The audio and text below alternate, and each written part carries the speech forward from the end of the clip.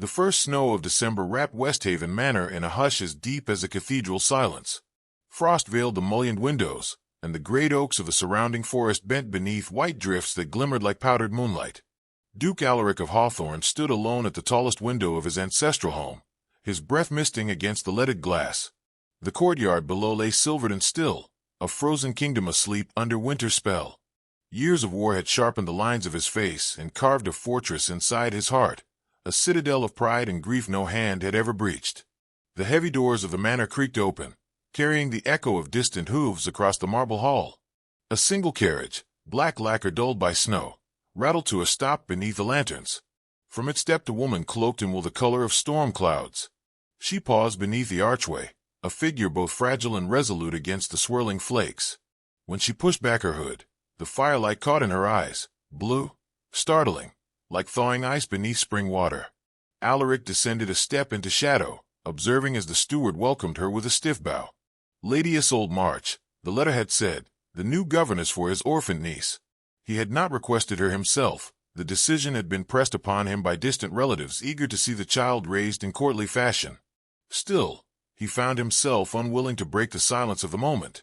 Something about the tilt of her chin, the unflinching way she surveyed the vast, dim hall, stirred an old achy thought long buried. "You arrive late," he said at last, his voice carrying the clipped edge of command. It startled even him, that need to speak. "The roads were near impassable, Your Grace," she replied, her tone even, neither deferent nor bold. Snow clung to the hem of her cloak, melting in dark droplets onto the marble. A log cracked in the distant hearth, the sound echoing like a distant musket shot. Alaric studied her face, finely drawn, pale from the cold, yet alive with a quiet strength. He turned sharply before the moment could lengthen into something dangerous, the rustle of his coat breaking the spell. Distance, he told himself. Always distance. The following morning dawned bleak and silver. Alaric found the household oddly alive, footsteps in corridors long silent, the bright trill of his young niece's laughter skipping across the gallery. He followed the sound to the east wing, and paused unseen at the doorway. There, in a shaft of milky light, Isolde knelt before the child, fastening a ribbon to her hair with hands both gentle and sure. She spoke softly, a melody of words that warmed the cold stones. The child giggled and pressed a small palm to Isolde's cheek. Alaric should have left. Instead he lingered, listening to the cadence of their voices. Something about the scene, the quiet devotion, the unstudied grace, loosened a knot in his chest he had not known was there. When Isolde glanced toward the door as if sensing him, he stepped back into the shadows and retreated without a sound. Days slipped into weeks. Outside, snow thickened, layering the gardens until only the black iron of the hedgerows showed through. Inside, life stirred where once there had been only the echo of his own solitude. He caught glimpses of Isolde in the library, reading by candlelight, in the chapel, her head bowed in private prayer, on the terrace at dusk, her breath rising in small clouds as she taught his niece to trace constellations in the brittle sky. Each sighting struck him with an unexpected force, as though he were watching a world awaken from winter. One evening, drawn by a faint melody, Alaric entered the music room unannounced. Isolde sat at the harpsichord, her fingers coaxing a wistful tune from the worn keys. She looked up, startled but unafraid, the final note trembling in the air. "I beg your pardon, Your Grace," she said, rising. "Do not stop," he answered before he could reconsider. "It has been long since these halls heard music." Her smile was fleeting, almost private. She resumed playing, and the room filled with sound, low and aching, a lullaby for ghosts. Alaric remained in the doorway, the melody threading through memories of battlefields and lost companions.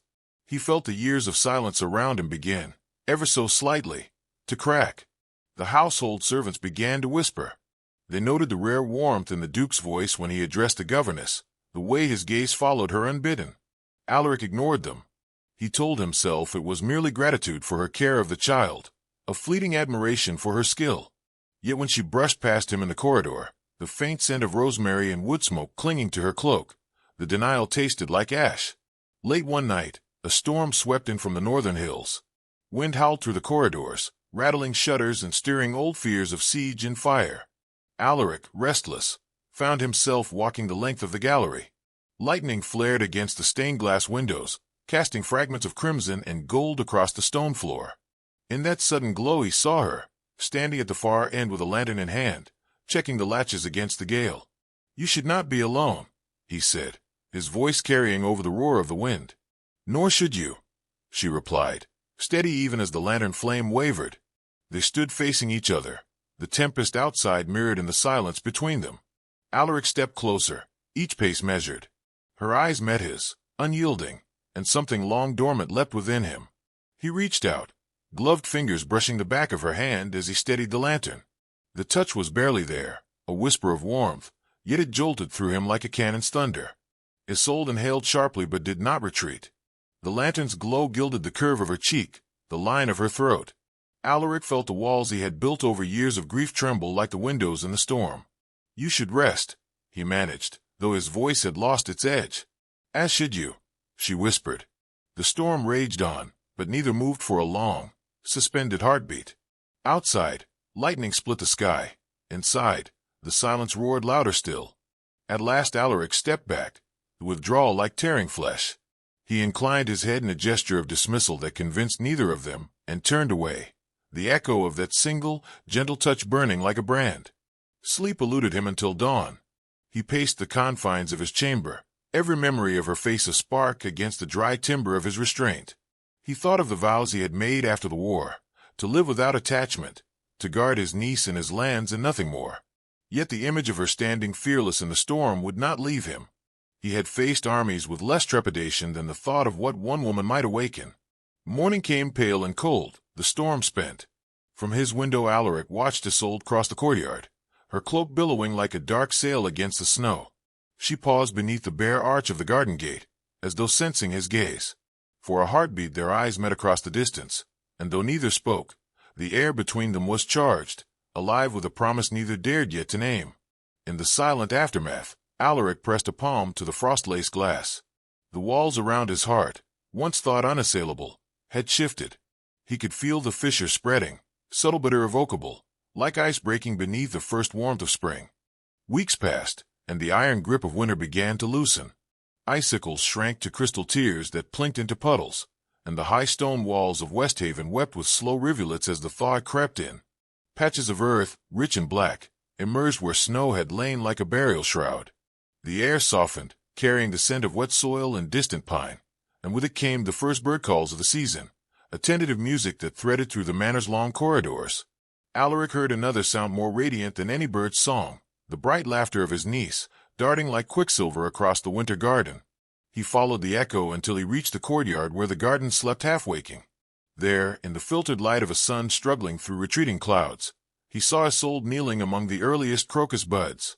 Her hair had slipped from its pins, falling in a cascade of chestnut silk down her back. Sunlight tangled itself in the strands, setting them aglow like copper spun fine. She held the child's small hand between her own, guiding curious fingers over the fragile petals that dared to bloom while frost still lingered. "Life pushes through the coldest ground," she said, her voice low, carrying both wonder and certainty. She did not know he stood in the archway, a silent witness. The words pierced him like a sudden shaft of warmth through frozen marrow. He too had buried something beneath the frost, his heart, entombed by grief and the bitter weight of duty. A wind stirred the bare branches, scattering a few last flakes of melting snow, and he wondered if they sounded like the cracking of old defenses.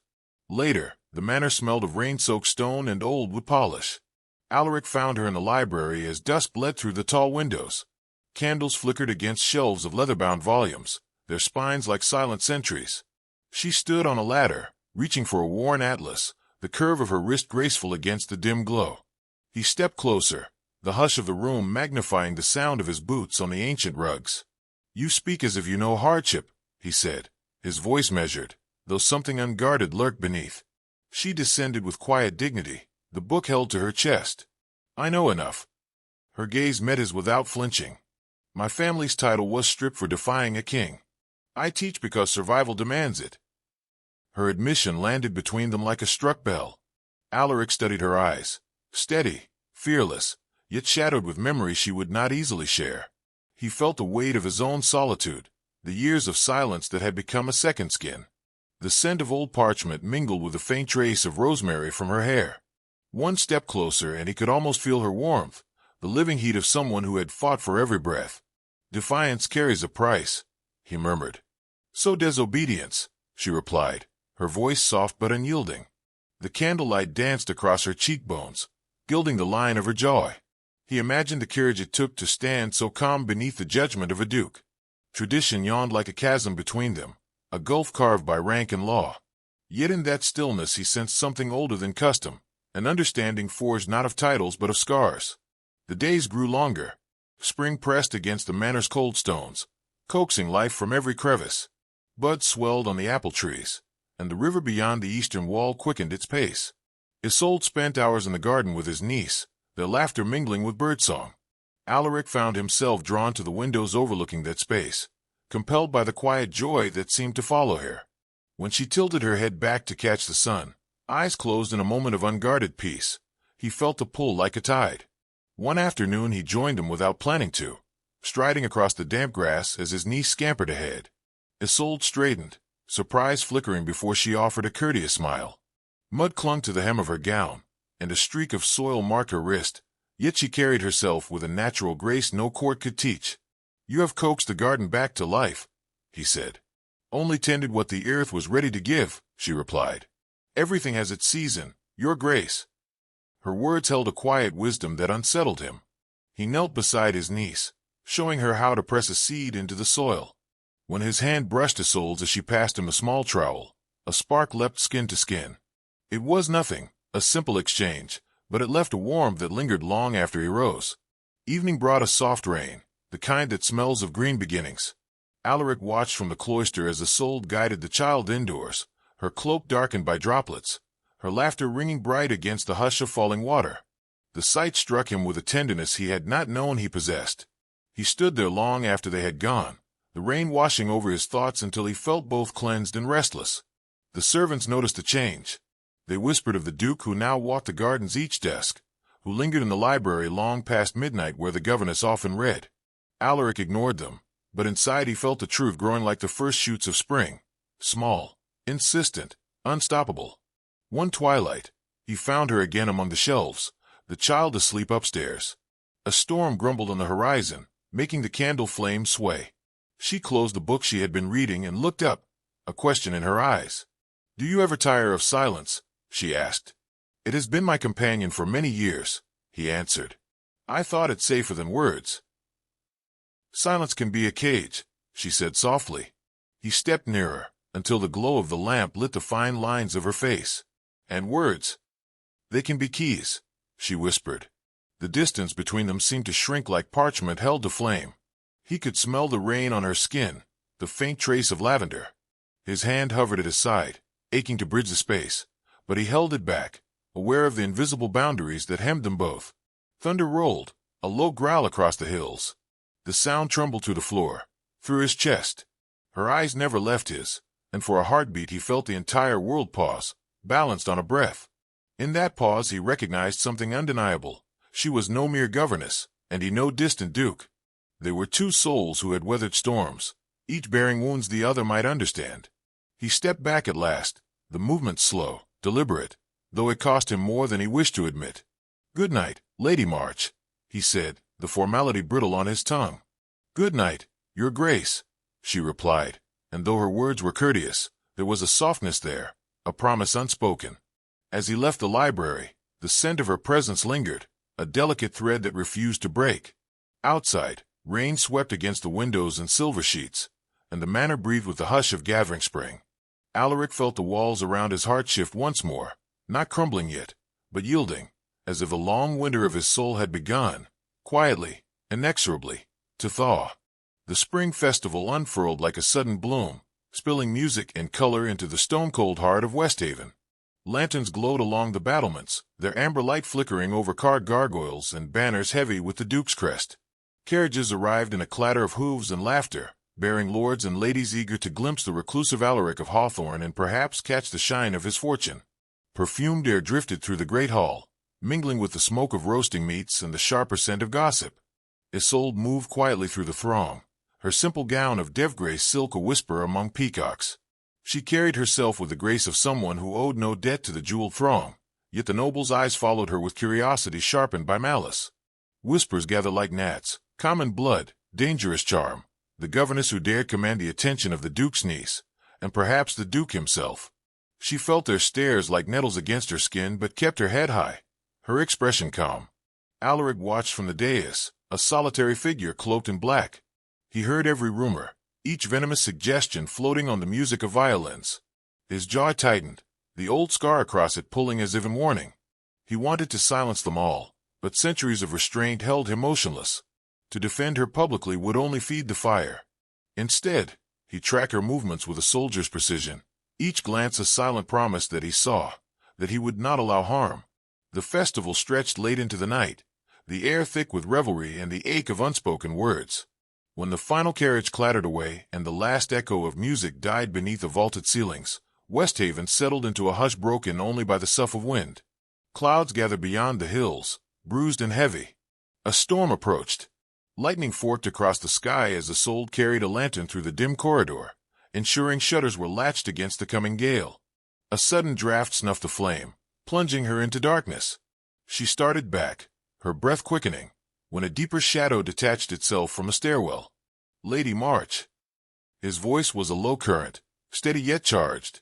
"You should not walk alone." The outline of his shoulders caught a brief flash of lightning, silvering the scar that cut across his jaw, a relic of battles long past.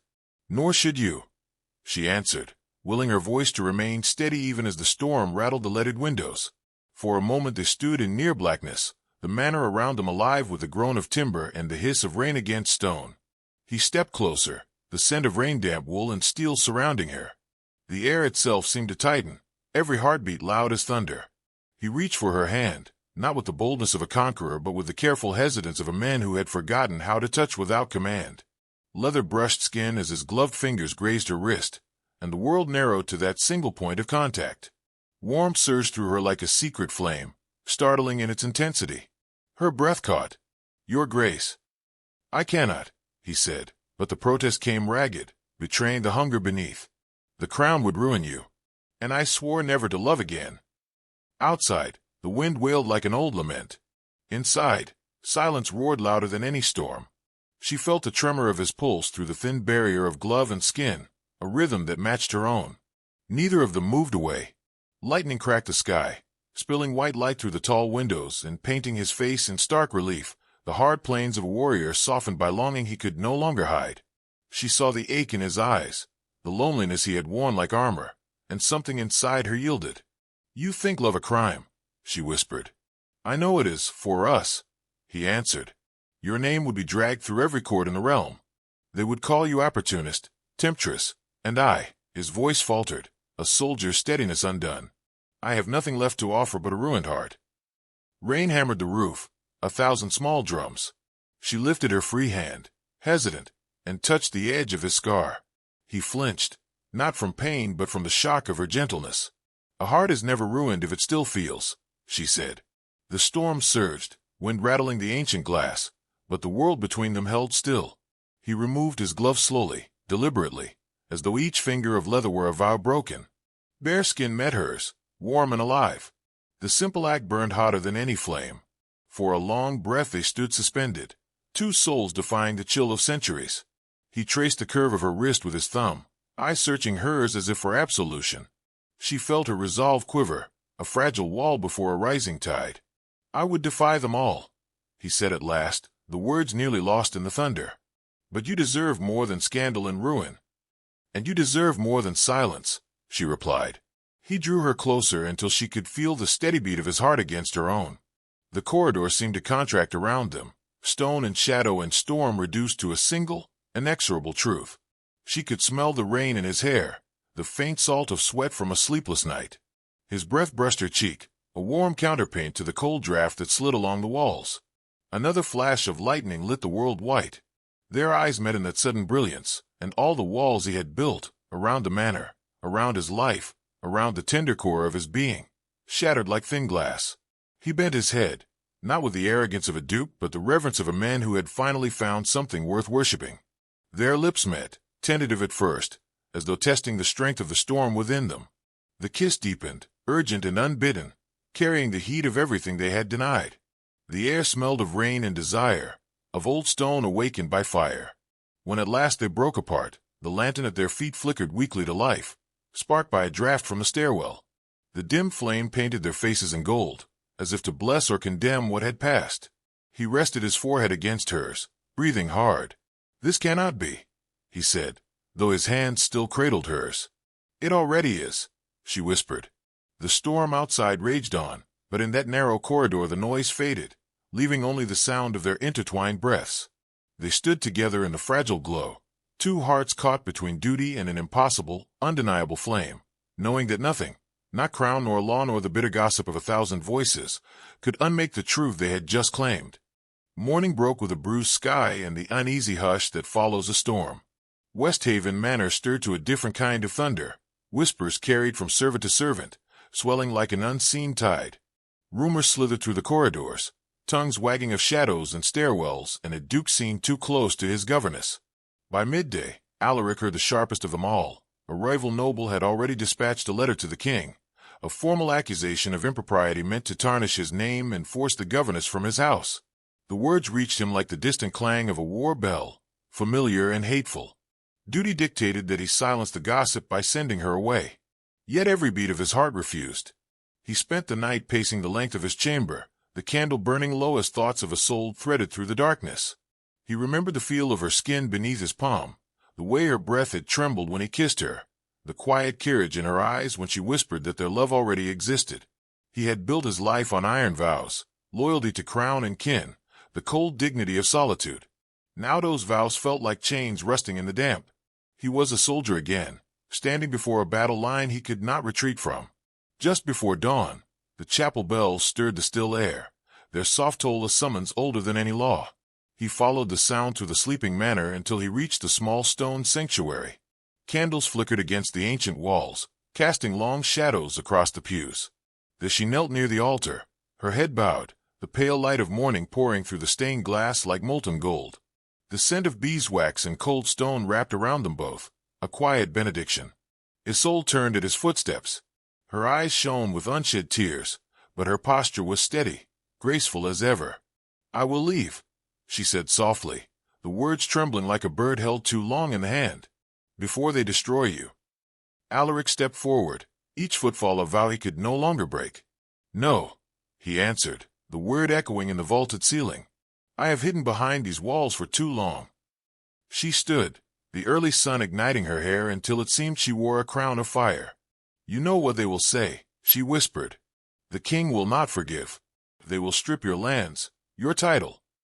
"Let them," he said, voice roughened with something deeper than defiance. "Let them speak. Let the crown rage. One gentle touch was all it took to awaken me. I would rather face ruin than another day without you." Her breath caught, a sound both fragile and fierce. He closed the space between them, the cold flagstones underfoot a sharp contrast to the heat rising between their bodies. From his finger he slid the signet ring, heavy with the weight of generations. He took her hand, still trembling, and placed the ring in her palm. The gold gleamed against her skin, a promise forged from centuries of duty now willingly broken. "Alaric," her voice fractured on his name, the sound a plea and a prayer. "This is madness." "It is life," he replied, "and I choose it with you." The defenses she had built from necessity and caution melted like frost beneath the first sun of spring. Tears slipped free, glinting in the light as she closed her fingers around the ring. "Then let them come," she breathed. He gathered her into his arms, holding her with a tenderness that belied the strength in his grip. The chapel seemed to breathe with them, stones that had witnessed centuries of cold devotion now bearing witness to something raw and defiant. Outside, as if on cue, the great bells of Westhaven began to peal, slow, resonant, not in warning but in benediction. Their toll rolled across the awakening valley, a sound too ancient to be silenced by courts or kings. Isolde rested her head against his chest, listening to the steady beat of a heart once thought unreachable. "I was prepared to walk away," she whispered, voice muffled by the fabric of his coat. "Prepared to vanish so you might remain untarnished." "And I was prepared to live half a life," he said, pressing a kiss to her hair. "But no longer." Sunlight streamed through the tall windows, pooling across the stone floor like liquid amber. Dust motes drifted in the golden beams, tiny stars caught between night and day. Alaric lifted her chin until her gaze met his. In her eyes he saw not the governess the world named her, but the woman who had crossed every barrier of birth and sorrow to stand beside him. He bent to kiss her again, slow and sure, sealing a covenant no crown could break. Outside, the manor awoke to a chorus of bells and startled voices, but within the chapel time seemed to falter. The walls that had shielded his grief, the traditions that had caged her spirit, all fell away like crumbling battlements. For the first time since war and loss had forged his solitude, the Duke of Hawthorne felt the true weight of freedom, the freedom to love, to choose, to risk everything for the single, forbidden touch that had set his heart ablaze. They stood together as the light grew, neither hiding nor retreating, the future rushing toward them like the bright, unstoppable tide of a new season.